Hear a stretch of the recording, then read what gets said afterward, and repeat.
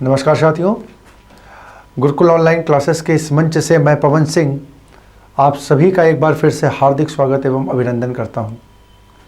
साथियों, आशा करता हूं कि आप सभी घर में स्वस्थ एवं कुशलता के साथ होंगे और जो परीक्षाएं आगे आने वाले समय में आयोजित होने वाली हैं उन सभी की तैयारी में पूर्ण रूप से पूरे मनोयोग के साथ लगे हुए होंगे। साथियों, आगे आने वाले पेपरों की कड़ी में हाई कोर्ट, ठीक है, क्लर्क ग्रुप सी, समूह ग और समूह घ की भर्तियां और एसएससी जीडी की परीक्षाओं का आयोजन प्रस्तावित है, जिसके तहत हम अपनी एक विशेष श्रृंखला चला रहे हैं, जिसके तहत हमने अपनी विगत 2 कक्षाओं में विलोम और वाक्यांश के कुछ महत्वपूर्ण प्रश्नों पर विस्तृत और सार्थक चर्चा को किया था। आप सभी का उस पर बहुत ही प्रेम और स्नेह हम सभी को प्राप्त हुआ। आशा करता हूँ कि आप उस क्लासों के माध्यम से लाभान्वित हुए होंगे। उसी कड़ी में आगे बढ़ते हुए आज हम लोग वोकैब की श्रृंखला को आगे बढ़ाते हैं, वोकैब के एक अति महत्वपूर्ण टॉपिक पर्यायवाची के साथ। साथियों, हिंदी की कोई भी परीक्षा यदि उसमें हिंदी विषय के रूप में, अनिवार्य विषय के रूप में है, तो उसमें पर्यायवाची का क्वेश्चन कम से कम एक क्वेश्चन तो अनिवार्य रूप से आता ही है। ठीक है, तो कुछ महत्वपूर्ण पर्यायवाची के साथ आज हम आपके सामने उपस्थित हैं। आगे आने वाले समय में हम और भी कुछ अन्य महत्वपूर्ण प्रश्नों के साथ इसकी चर्चा को आगे बढ़ाएंगे, लेकिन आज कुछ प्रश्नों के साथ हम पर्यायवाची के आपके साथ जुड़ रहे हैं। तो आइए आज की अपनी चर्चा को प्रारंभ करते हैं। हमारा पर्यायवाची का आज की चर्चा का पहला प्रश्न है कि पर्यायवाची ज्ञात करना है। दिए गए शब्द का पर्यायवाची ज्ञात कीजिए। पद है हमारा कोविद, पद है हमारा कोविद। कोविद का पर्यायवाची क्या होगा? विकल्प ए है पताका, बी विद्वान, सी तुरंत और डी बेरहम। ठीक है, तो साथियों, कोविद का पर्यायवाची जानने के लिए ये आपको ज़्यादा महत्वपूर्ण हो जाता है कि आप ये जान लें कि कोविद का अर्थ क्या होता है। ठीक है, तो इस प्रश्न का सही आंसर जो होगा वो होगा विकल्प बी, विद्वान। ठीक है, विद्वान को हम कोविद बोलते हैं। विद्वान को हम क्या बोलते हैं? कोविद। ऐसा व्यक्ति जो बुद्धिमान हो, विद्वान हो, उसे हम कोविद बोलते हैं। बाकी के 3 विकल्प जो हैं इस प्रश्न के वो असंगत हैं। पताका, पताका मतलब ध्वज अथवा झंडा होता है। पताका मतलब ध्वज अथवा झंडा होता है। तुरंत, ठीक है, तुरंत बिल्कुल आप सभी को मालूम है, किसी कार्य को मतलब एकदम तुरंत करना है, त्वरित करना। ठीक है, और बेरहम, ठीक है, बेरहम पद का मतलब होता है जिसमें रहम ना हो, जिसमें रहम ना हो उसे हम बोलते हैं बेरहम। ठीक है, तो ये इस पदों के आपके विकल्प के भी जो आप कहिए उनकी व्याख्या हो जाएगी। अगला प्रश्न देखते हैं हम लोग। अगला प्रश्न है हमारा, दिए गए रिक्त स्थान में उपयुक्त पर्यायवाची शब्द का चयन कीजिए। ठीक है, अब देखिए यहाँ दिया हुआ है मेरे, फिर पर्यायवाची के सामने पीपल का, फिर फिल इन द ब्लैंक्स है। ठीक है, तो यहाँ पर हमें 2 पर्यायवाची पदों का चयन करना है विकल्प के अनुसार। तो अब देखिए हम कैसे करते हैं। तो पहले तो यहाँ पे जो पद दिए हुए हैं उन पदों के आपको अर्थ आना ये आवश्यक है, जरूरी है। तो हम पहले देख लेते हैं। तो देखिए, धाम का मतलब क्या होता है? धाम का मतलब होता है घर या स्थान। धाम का पर्यायवाची क्या? घर या स्थान। तम का मतलब होता है अंधकार या अंधेरा। तम का मतलब होता है अंधकार या अंधेरा। आवास का मतलब होता है फिर से घर का पर्यायवाची हो गया। लेकिन पुष्प होता है फूल का पर्यायवाची, सभी को मालूम है। भू हम धरती को बोलते हैं। तम हम अंधेरे को बोलते हैं। इसी प्रकार से ग्रह जो होता है वो आवास या घर का होता है। आवास या घर का होता है। और विटप जो होता है वो वृक्ष का होता है। अब जरा हम विकल्प यहां पर जरा देखते हैं, तो पीपल का, देखिए पीपल का, जाहिर सी बात है पीपल का वृक्ष होना चाहिए, पीपल का क्या होना चाहिए, वृक्ष होना चाहिए। अब यहां पर ऐसा पद जो वृक्ष का आपको पर्याय दे रहा होगा वो इस प्रश्न का आंसर हो जाएगा। तो आंसर देखिए, पीपल का यहां तब मतलब अंधेरा हो नहीं सकता, पीपल का फूल होता नहीं है वो हो नहीं सकता, फिर यहां तब मतलब अंधेरा हो नहीं सकता, यानी एक ही विकल्प ऐसा है, एक ही विकल्प ऐसा है जहां पर हमें विटप या वृक्ष मिल रहा है। तो इस प्रश्न का सही आंसर हो जाएगा विकल्प डी, विकल्प डी। देखिए इस प्रकार के प्रश्न भी आपसे वर्तमान में परीक्षाओं में देखिए सीधे सीधे पूछने के बजाय प्रश्नों को थोड़ा सा घुमा करके उसके परिवर्तित करके पूछने का प्रयास कर रहा है। तो इस प्रश्न का आंसर आपका हो जाएगा वृक्ष, ठीक है, विकल्प डी। अब यहाँ पर देखिए, तो मेरे गृह मतलब घर, तो यहाँ क्या बन जाएगा, मेरे गृह के सामने पीपल का विटप है, पीपल का विटप। अगर इसकी मीनिंग बनाएंगे तो आप बन जाएगा मेरे गृह मतलब घर के सामने पीपल का विटप मतलब वृक्ष अथवा पेड़ है, वृक्ष अथवा पेड़ है। तो इस प्रकार से इस प्रश्न का सही आंसर हो जाएगा आपका विकल्प डी। अगला प्रश्न देखते हैं। अगला प्रश्न हमारा, दिए गए शब्द का पर्यायवाची ज्ञात कीजिए। विष, ठीक है, विकल्प देख लेते हैं। ए रात्रि, बी गरल, सी गर्भ, डी गहरा। तो इस प्रश्न का सभी लोग देखें बहुत बढ़िया प्रश्न है, इस प्रश्न का आंसर हो जाएगा विकल्प बी गरल। विष और गरल ये दोनों ही जहर के पर्यायवाची होते हैं, दोनों ही जहर के पर्यायवाची होते हैं। बाकी के तीनों पद जो है वो असंगत है, ठीक है। रात्रि मतलब रात, गर्भ का मतलब, ठीक है, गर्भ का मतलब प्राउड, गहरा मतलब गंभीर, ठीक है, गंभीर। नेक्स्ट, आम का पर्यायवाची नहीं है, आम का पर्यायवाची नहीं है। विकल्प ए रसाल, विकल्प बी सहकार, सी अमृत फल और डी अमीय, डी अमीय। तो इस प्रश्न का सही आंसर हो जाएगा डी अमीय, ठीक है।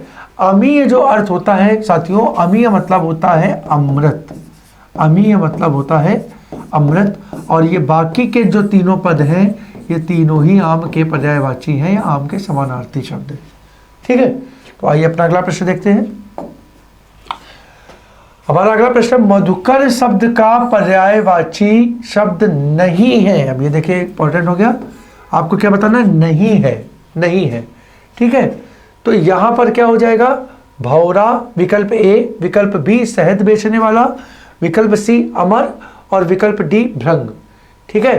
तो यहां पर देखिए बहुत आसानी से आप विकल्प को देख सकते हैं। सी विकल्प जो है वो अमर का मधुकर से कोई लेना देना नहीं है, ठीक है, वो असंगत पद है। तो इस प्रश्न का आंसर हो जाएगा सी अमर।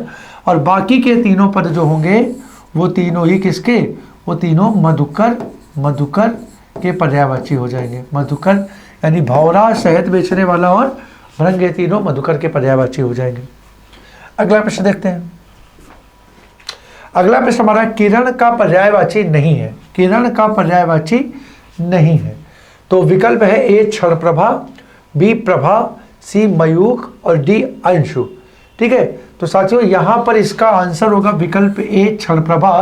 क्षण प्रभा किरण का ना होकर के बिजली का पर्यायवाची होता है। किसका होता है, बिजली का पर्यायवाची होता है क्षण प्रभा, ठीक है। क्षण प्रभा का मतलब क्या, देखिए प्रभा का मतलब होता है चमक, क्षण मतलब एक समय, एक क्षण के लिए बिजली जब चमकती है तो देखिए क्या होता है, एक क्षण के लिए आकाश में चमक उत्पन्न करती है, एक क्षण के लिए आकाश में चमक उत्पन्न करती है, जिस कारण से इसको क्षण प्रभा बोलते हैं। क्या बोलते हैं, क्षण प्रभा। यहाँ पर एक प्रश्न बहुत इंपॉर्टेंट है, देखिए विकल्प डी, अंशु मतलब किरण होता है, अंशु मतलब किरण होता है। और किरण से ही एक पद हमारा बनता है, ध्यान रखिएगा, अंशुमाली, अंशुमाली। अंशुमाली जो होता है वो साथियों सूर्य का पर्यायवाची होता है, सूर्य का पर्यायवाची होता है, याद रखिएगा। अंशु जो होता है वो किरण का पर्यायवाची होता है, जबकि अंशुमाली सूर्य का पर्यायवाची होता है। तो इस प्रकार से हमारे इस प्रश्न का आंसर हो जाएगा विकल्प ए। हमारा अगला प्रश्न है, यमुना का पर्यायवाची नहीं है, यमुना का पर्यायवाची नहीं है। फिर से इस शब्द को ध्यान रखिएगा, पूछ रहा आपसे नहीं है, नहीं है। तो विकल्प ए देखिए, विकल्प ए है अर्कजा, बी मंदाकिनी, सी कृष्णा और डी कलिंदी, ठीक है, डी कलिंदी। तो अब यहाँ पर देखिए जो सही आंसर होगा इसका, वो आंसर होगा सी कृष्णा, श्री कृष्णा। अब कृष्णा अगर यमुना का नहीं है तो पर्यायवाची किसका होगा? तो साथियों कृष्णा जो है वो यमुना का ना होकर के द्रौपदी का पर्यायवाची होता है। किसका होता है? द्रौपदी का पर्यायवाची होता है। बाकी के तीनों अर्कजा, एक मिनट रुकिए,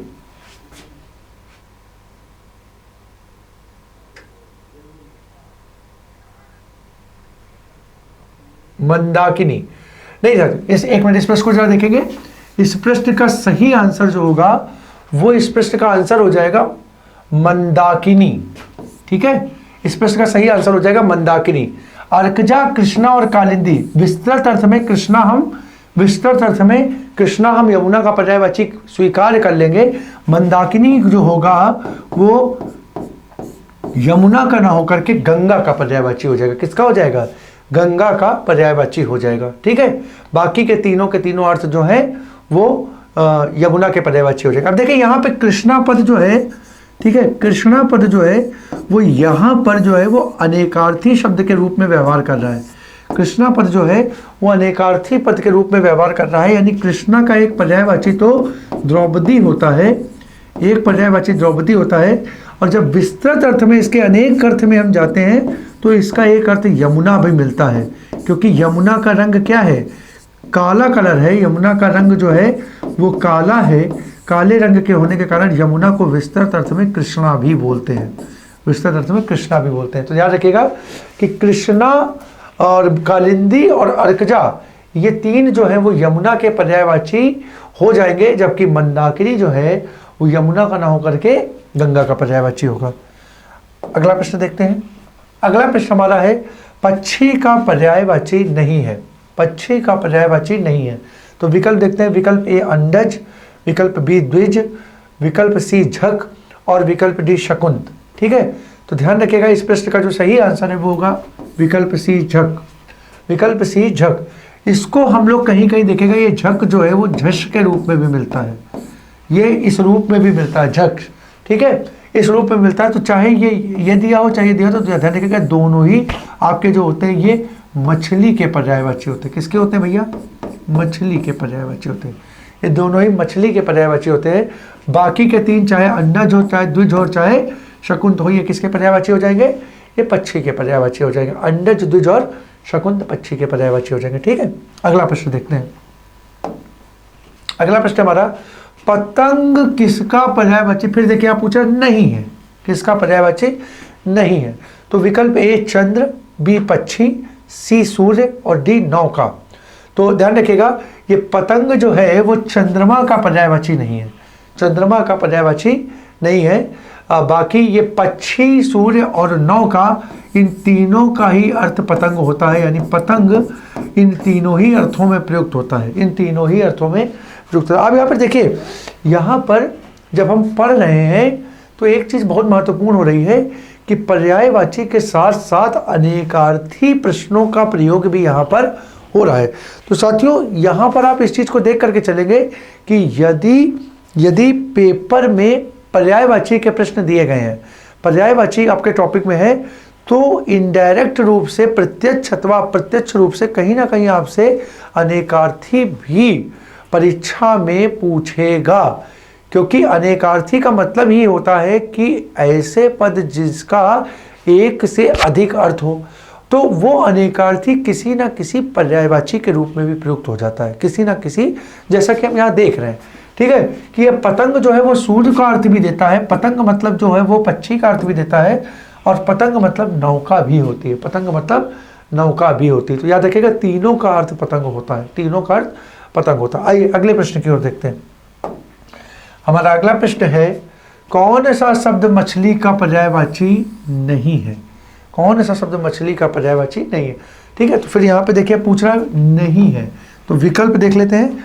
विकल्प ए सफरी, बी मस्त, सी गाछ, डी झक। ठीक है, अब देखिए यहाँ पे फिर से वही पद आ गया। तो अभी हमने पीछे आपको बताया झक जो होता है वो मछली का पर्यायवाची होता है, तो इस प्रश्न का सही विकल्प हो जाएगा सी गाछ, सी गाछ। अब गाछ मतलब होता है क्या साथियों? तो लिख लीजिए गाछ मतलब होता है वृक्ष। अब यहाँ पर देखिए कई बढ़िया पद मिले आपको जो कि आप लोगों ने प्रायः नहीं सुने होंगे, सफरी और झक, सफरी और झक, ये आपको अपने शब्दकोश में आपका जो वोकैब है उसमें आपको बढ़ा लेना है। ये शफरी और झक जो होता है बस आपको याद रखना है किसका, मछली का पर्यायवाची होता है, किसका, मछली का पर्यायवाची होता है। अगला प्रश्न हमारा है वृक्ष शब्द का पर्यायवाची निम्नलिखित में से कौन सा नहीं है।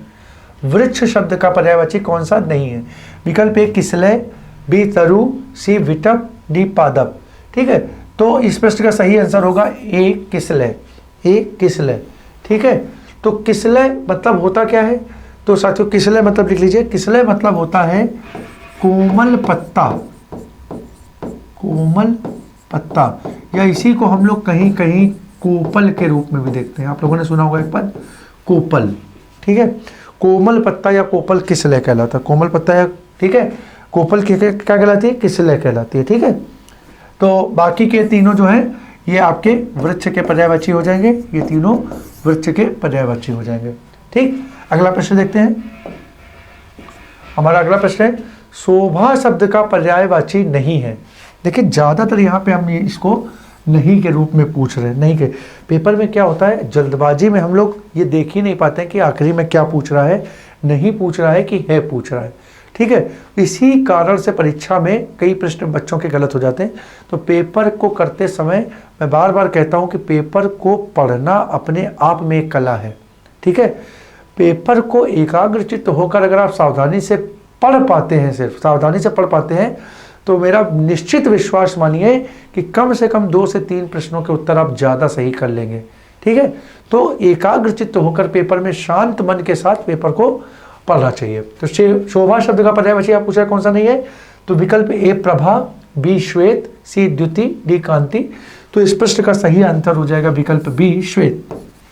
श्वेत का शोभा से कोई लेना देना नहीं होता, श्वेत का मतलब होता है सफेद, श्वेत का अर्थ होता है सफेद। बाकी ये तीनों पद प्रभा, द्युति, कांति, ये तीनों शोभा या चमक, शोभा या चमक के पर्यायवाची होंगे, शोभा या चमक के पर्यायवाची होंगे। तो इस प्रश्न का सही आंसर हो जाएगा विकल्प बी। हमारा अगला प्रश्न है मित्र शब्द का पर्यायवाची कौन सा नहीं है। मित्र शब्द का पर्यायवाची कौन सा नहीं है, तो विकल्प ए है सहपाठी, बी गीत, सी दोस्त, डी सखा।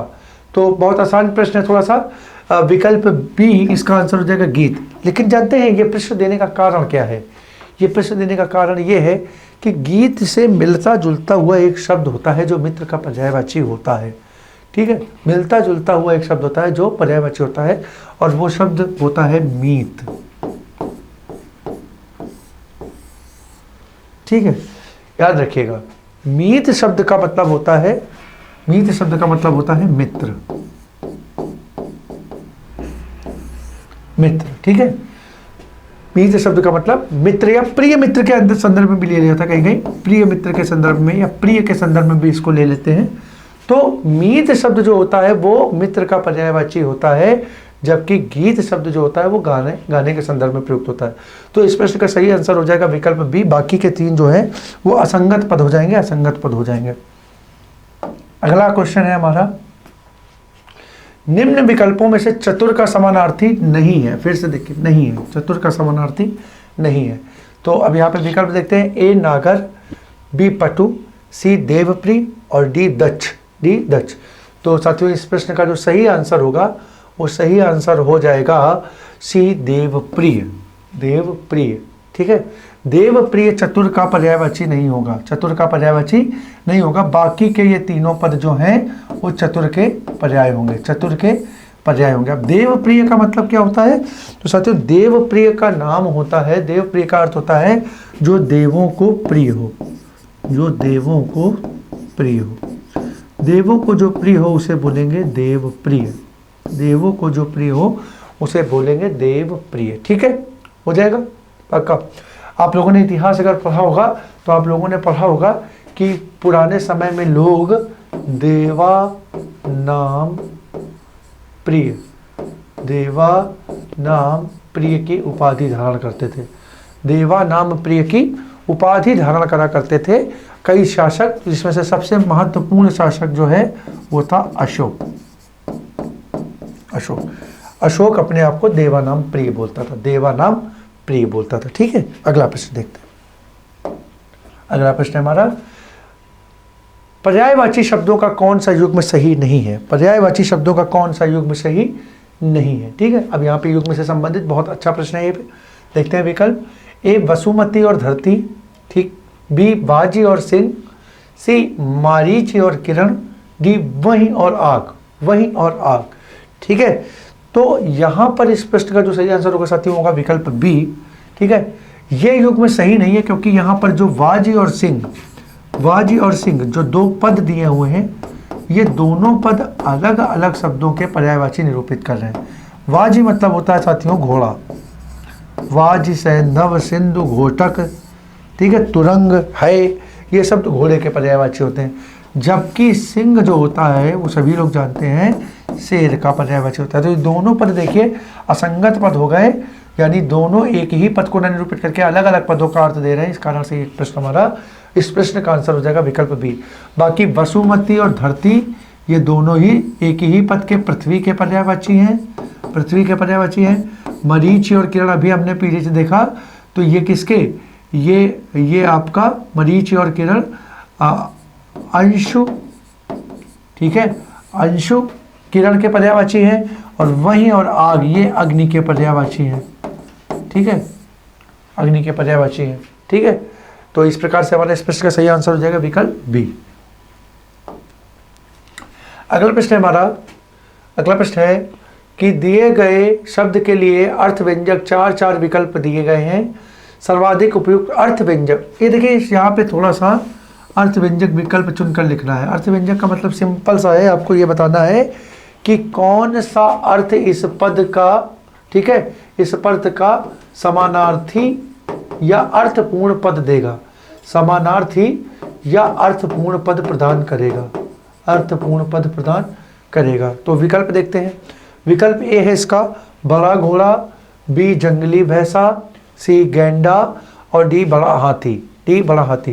तो साथियों इस प्रश्न का जो सही आंसर होगा वो हो जाएगा बड़ा हाथी। देखिए ये याद कर लीजिएगा, एक बढ़िया प्रश्न है कि गयंद जो होता है सामान्य अर्थ में हाथी, हाथी का पर्यायवाची होता है गयंद। ठीक है, हाथी का पर्यायवाची गयंद होता है। ठीक है, याद रखिएगा, बड़ा हाथी या हाथी। नेक्स्ट क्वेश्चन देखिए, नेक्स्ट क्वेश्चन, कल्प वृक्ष का पर्यायवाची है, कल्प वृक्ष का पर्यायवाची कौन सा है? तो विकल्प ए दे रहा है पारिजात, बी कल्पतरु, सी देववृक्ष, और डी ये सभी। तो साथियों इस प्रश्न का सही उत्तर है ये सभी, विकल्प डी ये सभी इस प्रश्न का सही उत्तर हो जाएगा, क्योंकि कल्प वृक्ष का पारिजात, कल्पतरु और देववृक्ष ये तीनों ही कल्प वृक्ष के पर्यायवाची होते हैं। ठीक है, एक इसको आपको और भी मिल सकता है, कहीं कहीं देव वृक्ष भी मिल सकता है, ध्यान रखिएगा, देव वृक्ष। ठीक है, तो कहीं अगर पूछा जाए कल्प वृक्ष में तो पारिजात, कल्पतरु, देव वृक्ष ये सभी इसके पर्यायवाची हो जाएंगे। ठीक है, इसके पर्यायवाची हो जाएंगे। नेक्स्ट,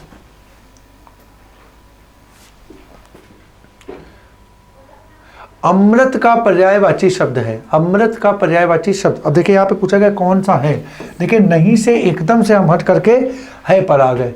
तो विकल्प ए माधुर्य, बी हलाहल, सी पावन, डी पीयूष। तो सभी को मालूम है अमृत का पर्यायवाची होता है डी पीयूष। ठीक है, पीयूष मतलब होता है अमृत। विकल्प इसका यहाँ देख लेते हैं बी हलाहल, अभी हमने देखा, तो हलाहल मतलब होता है जहर या विष, जहर या विष का पर्यायवाची होता है हलाहल। ठीक है, पावन मतलब होता है पवित्र, पावन मतलब होता है पवित्र, और माधुर्य का मतलब होता है मधुर, माधुर्य का मतलब होता है मधुर। ठीक है, तो इस प्रकार से इस प्रश्न का सही आंसर हो जाएगा विकल्प डी, और बाकी के पद के जो अर्थ है वो निम्न प्रकार से हो जाएंगे। अगला क्वेश्चन है, पर्वत शब्द का पर्यायवाची शब्द नहीं है, पर्वत शब्द का पर्यायवाची शब्द नहीं है। तो इसका है विकल्प देखिए, ए गिरी, बी पर्वत, सी नग, और डी शैलजा, डी शैलजा। ठीक है, तो इस प्रश्न का जो सही उत्तर है वो हो जाएगा साथियों विकल्प डी शैलजा। ठीक है, विकल्प डी शैलजा। अब अगर ये पर्वत का नहीं है तो याद रखिए किसका होगा, तो शैलजा याद रखिएगा, दो चीज़ों का यानी एक अनेकार्थी पद के रूप में प्रयोग होता है। शैलजा जो होता है वो नदी का पर्यायवाची भी होता है, और साथ ही साथ पार्वती का पर्यायवाची भी होता है। ठीक है, शैल की जो पुत्रियां हैं और शैल से जो उत्पन्न होती है, उन दोनों ही अर्थों में इसका प्रयोग होता है। तो शैलजा का एक अर्थ होता है नदी, और शैलजा का एक अर्थ होता है पार्वती। हमारा अगला प्रश्न कह रहा है, रात्रि का पर्यायवाची नहीं है। बहुत बढ़िया प्रश्न है, यहाँ पे फिर से देखिए नहीं पे आ गया, रात्रि का पर्यायवाची नहीं है। तो विकल्प ए देखिए विभावरी, विकल्प बी तमस, विकल्प सी निशा और विकल्प डी रजनी। तो साथियों इस प्रश्न का जो सही आंसर होगा वो हो जाएगा विकल्प बी, विकल्प बी तमस। तमस, तमस का मतलब साथियों रात्रि ना होकर के अंधकार होता है, रात्रि ना होकर के अंधकार होता है, यानी अंधकार मतलब हो जाएगा तमस। अब यहाँ पर देखिए, यहाँ पे एक पद दिया हुआ विभावरी, बहुत बढ़िया पद है साथियों। विभावरी रात का पर्यायवाची होता है, लेकिन कई बार ये पद वाक्यांश में भी पूछा गया, तो याद रखिएगा विभावरी किसको बोलते हैं, तो जो तारों भरी रात होती है, तारों भरी रात होती है, ऐसी रात को हम बोलते हैं विभावरी। क्या बोलते हैं? विभावरी। तारों भरी रात को हम किस नाम से जानते हैं? विभावरी के नाम से जानते हैं, ठीक है। बाकी निशा और रजनी जो है वो सभी जानते हैं हम लोग कि रात्रि के पर्यायवाची होते हैं, रात के पर्यायवाची है। अगला क्वेश्चन देखते हैं, आडंबर का समानार्थी पद है, समानार्थी पद है यानी आडंबर का पर्यायवाची है। विकल्प ए ढोंग, बी तंबू, सी दर्प, डी आवाज। तो याद रखिएगा आडंबर का मतलब होता है दिखावा, आडंबर का मतलब होता है दिखावा, और अगर इसके सार्थक पद के रूप में लेंगे तो इसका आंसर मिल जाएगा ए ढोंग, ए ढोंग, ठीक है। अब बाकी के तीनों पद जो है वो तीनों ही क्या हैं, यहाँ पे असंगत पद हो जाएंगे, ठीक है, असंगत पद हो जाएंगे। अगला क्वेश्चन देखते हैं, अगला क्वेश्चन है गधा का पर्यायवाची है, गधा का पर्यायवाची है। तो विकल्प ए उदक, बी वैशाखनंदन, सी तुरंग और डी घोटक, डी घोटक। तो याद रखिएगा ये भी बहुत इंपॉर्टेंट प्रश्न है, परीक्षाओं में कई बार पूछा गया है। तो इस प्रश्न का सही आंसर होगा विकल्प बी, गधे का पर्यायवाची होगा वैशाखनंदन, गधे का पर्यायवाची होगा वैशाखनंदन। वैशाखनंदन को हम गधा भी बोलते हैं, वैशाखनंदन को गधा भी बोलते हैं। और याद रखिएगा इसका एक पर्यायवाची होता है खर, गधे का एक पर्यायवाची होता है खर, ठीक है। गधे का दूसरा पर्यायवाची आप और लिख लीजिए, परीक्षाओं में बहुत पूछा जाता है, वो होता है बेसर। एक पर्यायवाची होता है इसका रासब, याद रखिएगा रासब, बेसर, खर, वैशाखनंदन, ये सब जो होते हैं गधे के पर्यायवाची होते हैं, गधक, ठीक है। इसके बाद यहाँ पर ये उदक जो होता है, ये ध्यान रखिएगा जल का पर्यायवाची होता है, उदक मतलब होता है जल। और तुरंग और घोटक जो होता है वो घोड़े का पर्यायवाची होता है, ठीक है, घोड़े का पर्यायवाची होता है तुरंग या घोटक, तुरंग या घोटक। अगला क्वेश्चन देखते हैं, अगला क्वेश्चन हमारा है धरती शब्द का पर्यायवाची नहीं है, धरती शब्द का पर्यायवाची नहीं है। तो विकल्प ए देखिए उर्वर, बी वसुंधरा, सी मेदिनी और डी भूमि, डी भूमि। तो इस प्रश्न का साथियों जो सही आंसर हो जाएगा वो आंसर होगा विकल्प ए उर्वर। देखिए उर्वर ना होकर के यहाँ पे धरती का जो पर्यायवाची होता है उसको उर्वरा बोलते हैं, ध्यान रखिएगा, उर्वर नहीं होता बल्कि उर्वरा जो होता है वो धरती का पर्यायवाची होता है, उर्वरा होता है, ठीक है। तो उर्वर जो होता है उसको हम बोलते क्या है, तो उर्वर मतलब होता है उपजाऊ, उर्वर मतलब होता है उपजाऊ को हम उर्वर बोलते हैं। बाकी देखिए वसुंधरा, मेदिनी और भूमि ये तीनों ही जो है आपके वो धरती के पर्यायवाची हो जाएंगे। तो इस प्रकार से इस प्रश्न का सही आंसर हो जाएगा विकल्प ए। अगला प्रश्न हमारा है विष्णु का पर्यायवाची नहीं है, विष्णु का पर्यायवाची नहीं है। विकल्प ए गोविंद, विकल्प बी चतुरानन, सी केशव और डी माधव, ठीक है। तो याद रखिएगा कि यहाँ पर विष्णु का जो पर्यायवाची नहीं होगा वो होगा विकल्प बी चतुरानन, चतुरानन। ये पर्यायवाची फिर होगा किसका भैया, तो ये पर्यायवाची बनेगा ब्रह्मा का, किसका बनेगा, ब्रह्मा का, ब्रह्मा का पर्यायवाची बनेगा चतुरानन। तो कैसे बनेगा, तो देखिए चतुरानन पद को जब आप तोड़ेंगे तो ये पद बनेगा चतुर्धन आनन, चतुर्धन आनन।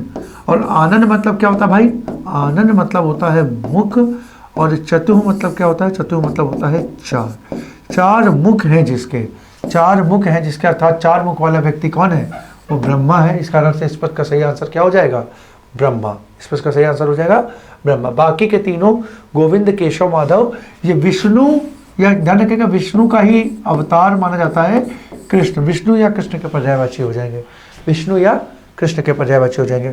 अगला प्रश्न है हमारा, अगला प्रश्न हमारा कह रहा है निम्नलिखित दिए गए शब्दों में से पर्यायवाची शब्द का चयन कीजिए। मतलब ऐसा पद, यानी ये जो पद दिया है तरंग, तरंग का आपको पर्यायवाची बताना है, तरंग का पर्यायवाची शब्द का चयन करना है।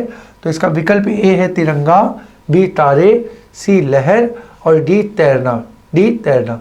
तो साथियों इस प्रश्न का सही आंसर हो जाएगा सी लहर। तरंग का पर्यायवाची होता है लहर, जिसको हम लोग ऊर्मी भी बोलते हैं, जिसको हम लोग क्या बोलते हैं, ऊर्मी भी बोलते हैं। ठीक है, इस ऊर्मी को ध्यान रखिएगा। ऊर्मी भी साथियों दो चीज़ों का पर्यायवाची होता है।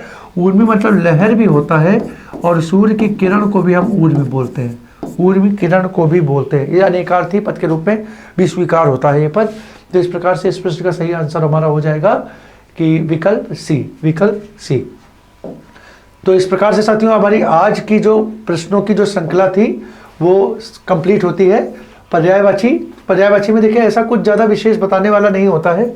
तो हमने सीधे सीधे जो भी उसके जो असंगत पद थे उस पर चर्चा कंप्लीट कर ली और जो महत्वपूर्ण प्रश्न थे उनको कंप्लीट करा लिया। हम अगली क्लास में ये प्रयास करेंगे कि और अधिक शब्दों के साथ और अच्छे प्रश्नों के साथ आपके सामने उपस्थित हों। पर्यायवाची मैं समझ सकता हूं कि आज की क्लास जो है वो थोड़ी सी छोटी रही है। ठीक है, तो हम अगली क्लास में और अधिक शब्दों के साथ और अधिक महत्वपूर्ण पर्यायवाची पदों के साथ आपके सामने उपस्थित होंगे। एक क्लास हम और पर्यायवाची के आपके सामने लेकर के आएंगे, सत्र में उपस्थित होंगे। और तब तक हम आपसे प्रयास करते हैं कि आप सभी घर में अच्छे प्रकार से अपनी पढ़ाई को करें। ठीक है, इन्हीं शब्दों के साथ मैं अपनी वाणी को विराम देता हूं, इस आशा के साथ कि अगली कक्षा में हम और भी महत्वपूर्ण प्रश्नों के साथ आपके सामने उपस्थित होंगे। आप सभी को जय हिंद।